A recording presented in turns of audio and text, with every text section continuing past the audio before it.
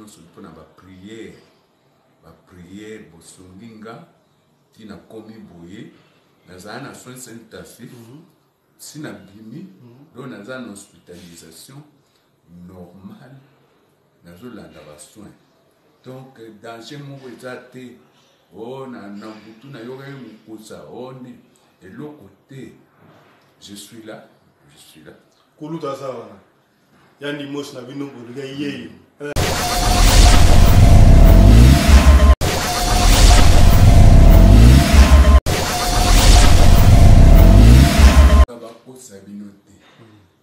Soit information ya bien na lokole yemtale kakao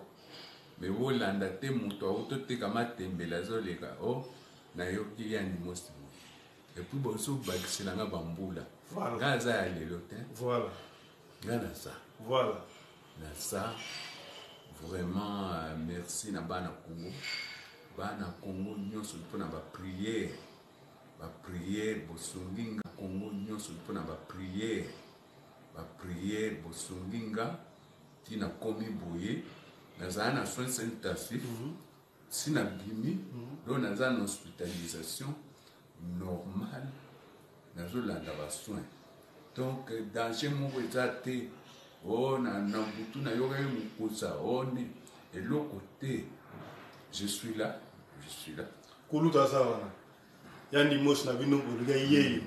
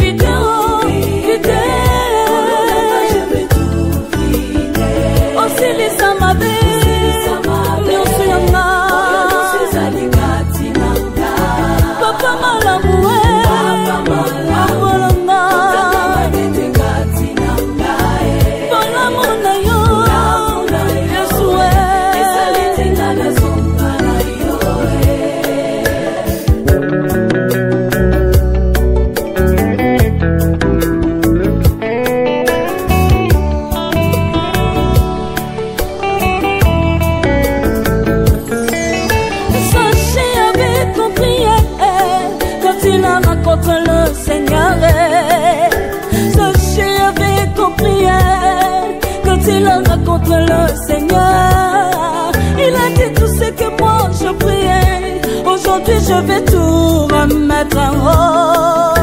Tout ce que moi je priais, aujourd'hui je vais tout remettre. Daïpelo kolasa cheye, lelo na lingi na zongisa ye. Yosoye Mungu na ngaraswi, lelo na lingi na zongisa ye. Kidumba ya Mungu na ngaraswi, lelo na lingi na zongisa ye. Oh vide, vide, je vais tout vide, vide, vide, vide, oh vide.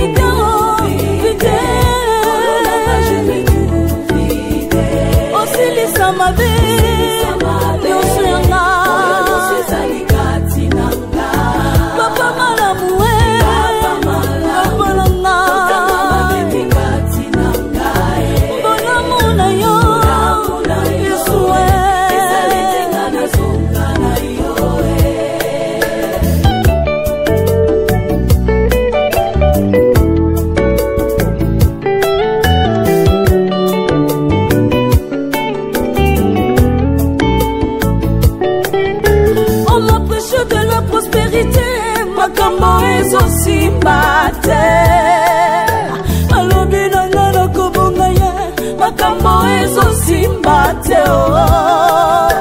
nakoti ba retraite ezosimba kaka te soka yo walingaka libondeli ya mosumuki te nalingi nazongisa ye vite vite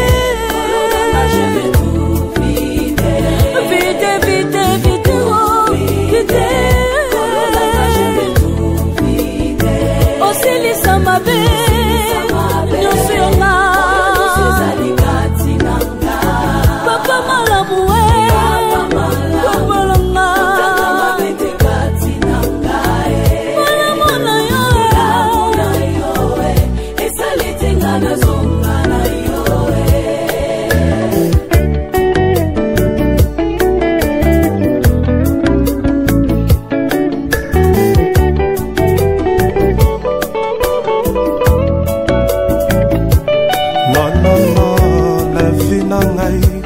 nakosimbaki setenga nabo akwaye bongo nalonga na mokili nabungisa bomboi na ngai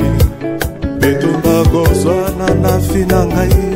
nadimi kotika nyonso yawe ekobogilangwa na moyebi soloka na bo na vi na ngai ailolembe na lofondo natiki nyonso la vi na ngai ovidi kolonanga je vais tout vivre Yahweh kolonanga je vais tout vivre makomi olobetiela la kole riche la bonté oyo nyonso ezali kati na mikosali na yo lokola fa prodigue yesu na ngai